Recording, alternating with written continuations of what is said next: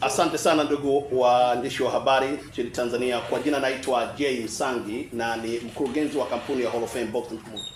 Lakini pia ni promoter wa mchezo wa ngumi nchini Tanzania. Wengi mnanifahamu kwa mapambano makubwa ambayo niliweza kuandaa nchini Tanzania kati ya Hassan Mwakinyo dhidi ya Arnold Tinampay kutoka nchini Philippines, Francis Cheka, mabondia wote wakubwa nchini Tanzania. Nimeandaa mapambano yao nchini hapa.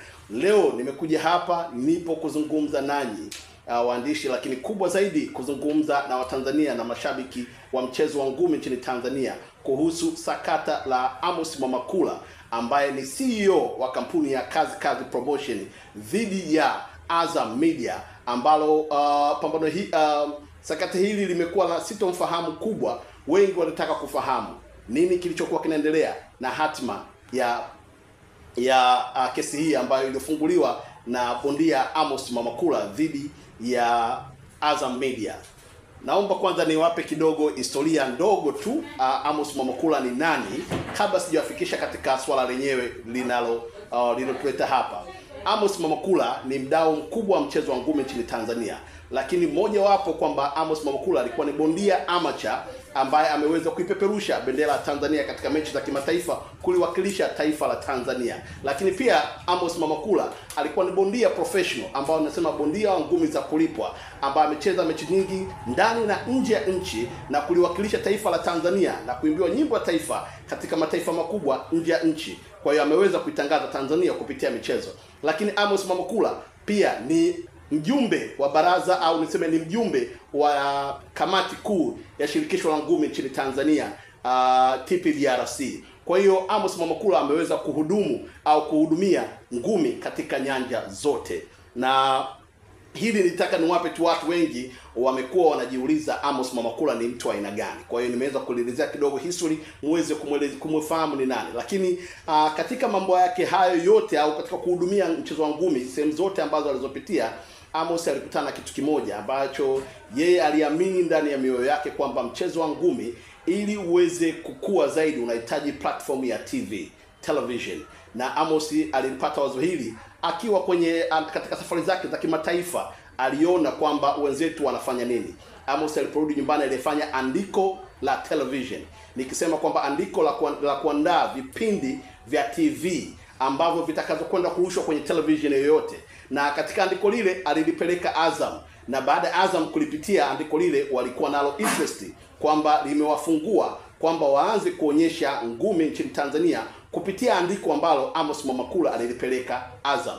Na Amos alianza kufanya mawasiliano na director wa kampuni ya Azam kipindi hicho ambaye alikuwa anaitwa Patrick Kaemele. Walikuwa wanawasiliana kwa email, lakini vile vile alipeleka demo, yani kuonyesha mfumo mzima wa jinsi vipindi vile vitakavyokuwa vinafanya kazi au vinaruka, au kuanzia interview za mabondia, jinsi za interview zitakazokuwa zinafanyika, lakini live itakavyokuwa inafanyika, mahojiano yatakayofanyika na kadhalika. Kwa hiyo aliweza kuonyesha mfumo mzima. Walikuwa na interest naye na walimwambia kwamba moja ahadi waliompa kwamba wangeweza kufanya kazi naye.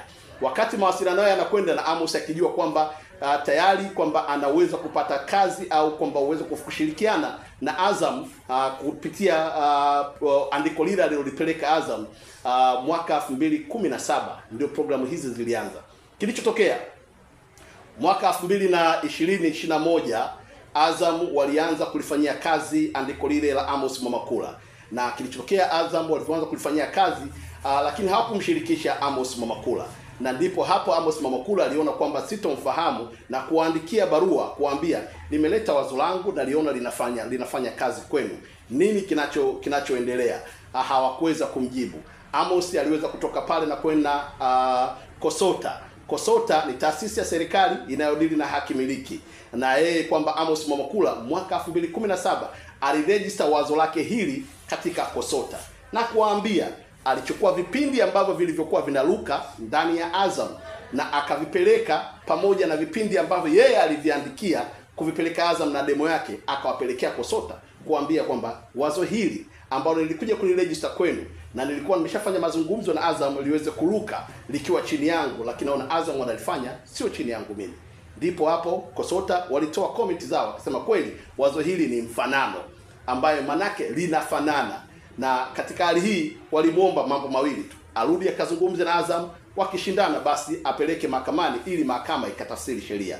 Na ndipo Amamu Amos aliweza kukutana na waandishi wake na kukutana na wanasheria, na wanasheria waliweza kuandika demand notes wakitaka Azam kwamba waweze kushirikiana na Amos ambaye alitoa andiko lile au wazo lile, na hata kama watashindwa hivyo basi watawapeleka mahakamani.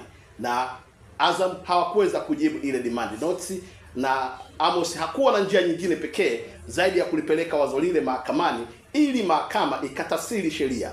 Na alipofika mahakamani, ambayo ilikuwa mahakama ya wilaya ilipitia vielelezo vyote, ikiwa na maana kwamba lile andiko, zile email ambazo walizokuwa wanawasiliana nazo, lakini zile exhibit au vielelezo ambavyo Amos alivyokuwa navyo alivyowakabidhi Azam. Baada ya kupitia mahakama ya wilaya, pasipo na shaka iliweza kumpa ushindi Amos Mamakula na kumliwadi kwamba alipwe kiasi cha shilingi milioni 250, na kwamba Azam waache kutumia andiko lile au ratiba hile ya vipindi ambavyo Amos aliweza kuiandika. Na kwamba baada ya tukio hilo kutokea, Azam hakuwa na furaha katika hilo. Kwa hiyo kilichotokea nini? Azam alisema kwamba yeye anakata rufani, na Azam alikata rufaa mahakama kuu, na mahakama kuu na kwenda kwa spidi kidogo, mahakama kuu imepitia nayo tena ile hukumu ya kwanza ambayo ya wilaya, mahakama ya wilaya iliyotoa, na ikaweza kutengua hukumu ile ikisema kwamba Azam hakutumia kazi ya Amos Mamakula, bali alifanya kazi yake mwenyewe, na alifanya kazi yake mwenyewe. Na kwa kitu gani walichokiangalia kikubwa? Ukiangalia kwa mujibu wa mahakama inasema kwamba ukiangalia interview za andiko la Amos la kwenye interview lilikuwa kwenye gym na sehemu zingine, lakini wao walikuwa wafanyii kwenye gym. Lakini issue ambayo ilikuwa kubwa hapa ni je, ile kazi ilikuwa ni mfanano? Unaweza ukaupdate. Mimi naweza nikasema kwamba inawezekana ikawa umetoa hata nyimbo ya Diamond ukajua mapigo yake, kwa hivyo kuna sehemu uka change kidogo, lakini lile wazo likawa ni la mfanano. Lakini mahakama kuu iliona kwamba sio wazo la mfanano, ingawa mahakama ya awali au mahakama ya wilaya ilisema wazo la mfanano na likaliwadi. Kwa hiyo hapa ndiko issue ilikotokea utata. Na nini kinachoendelea mpaka sasa hivi? Baada ya kuona majibu yale, Amos aliweza kukaa na timu ya wanasheria wake na kuliangalia kwa makini, na akaona kwamba kuna makosa au kuna vitu ambavyo labda mheshimiwa hakuviweza kuvipitia vizuri, na walichoamua kwamba sasa hivi wanakwenda kukata rufani. Tayari Amos Mamakula kupitia promotion yake Kazi Promotion wameshaandika intention to file appeal, yani kwamba nia ya kufile appeal. Na hivi tunavyozungumza siku hizi, jana juzi ameweza kupata dokumenti zake zote kutoka mahakamani, nikimaanisha decree na judgment. Kwa hiyo tayari kwamba ana document enough za kwenda ku appeal au kukata rufani, kwamba kwa mahakama kuu utenguzi walioufanya wa mahakama ya wilaya kwamba ubatilishwe. Kwa hiyo katika hali hiyo basi, nataka kuwafahamisha tu kwamba mashabiki wa mchezo wa ngumi, hii ndio historia kubwa ya mchezo wa ngumi, au ni kitu gani kilichokuwa kinaendelea. Na nataka niliweke ili clear, especially kwa mabondia wa Tanzania. Wengi nimeona mnafanya press mkimlaumu Amos Mamakula kwamba anazuia mchezo wa ngumi, lakini mimi nataka niwafahamishe kwamba Amos Mamakula ndiyo aliyekuwa mkombozi wenu katika ngumi, kwa sababu andiko lake ndilo limewafanya nyinyi muweze kuonekana kwenye TV, limefanya nyinyi ndio muweze kuonyesha skills zenu na talent yenu, na wengine mmepata fursa mpaka kuwa mabalozi kupitia kwenye kama ukiangalia bondia Twaha Kiduku amekuwa balozi wa Azam wa Maji ya Uhai, nafikiri anatangaza kupitia fursa imetoka wapi? Kupitia kwenye hili andiko. Kwa hiyo mabondia inawezekana mkao na lack of knowledge au kutoweza kuelewa kwamba nini kilitokea mwanzo. Amos sio mtu niseme kwamba mnaweza kama ni kijana, lakini ni kijana ambaye very intelligent na ni hazina kubwa kwa taifa hili, kwani kwa andiko lake na registration alizozifanya na follow up aliyoifanya mpaka maonyesho haya yanaonekana ni kitu ambacho natakiwa apewe pongezi, sio kusema kwamba sijui nitumie neno gani ambalo linaweza kusema linaweza likafiti, lakini tusimlaumu, na kwamba kwenda mahakamani ni kwenda kudai haki yake ya msingi, na ndio maana mahakama ya wilaya iliona hiyo haki ya msingi, na ndio maana mpaka sasa hivi anakwenda kuendelea kupambana kupata haki yake. Mimi nafikiri kwamba kifupi, labda hapo inawezekana mmeshanielewa kwamba nini kilichotokea na kwa nini Amos Mwamakula ameweza kufungua kesi hii. Lakini vile vile Watanzania wengi wamekuwa wanasema kwamba ngumi zilianza. Nimemsikia hata kuna kiongozi mmoja amesema ngumi zilikuwepo tangu za kina Mike Tyson. Sawa kabisa, tunakubaliana ngumi zilianza tangu za kina Mike Tyson. Mimi nakubaliana na hicho kabisa. Hata hapa Tanzania nitawapa historia mchezo wa ngumi ulianza lini na ilikuwa vipi. Lakini kilichokuwa kina miss kwamba hapa Tanzania ni kama vile mpira ulikuwepo miaka yote, na kuna television nyingi zilikuwa zinafanya. Nakumbuka kulikuwa kuna vipindi kama Kabumbu, sijui East Africa, sijui wapi, walikuwa wanafanya hivi. Ilikuwa mpira ule ulikuwa shamba la bibi, kila mtu anaweza kwenda, lakini kuna watu walifanya andiko lao, kuna watu walichukua umiliki, na leo tunaona kwamba haki miliki ya mchezo wa mpira nayo Azam. Lakini muone sio, lakini huko nyuma ilikuwa mtu yoyote anaweza kwenda kufanya.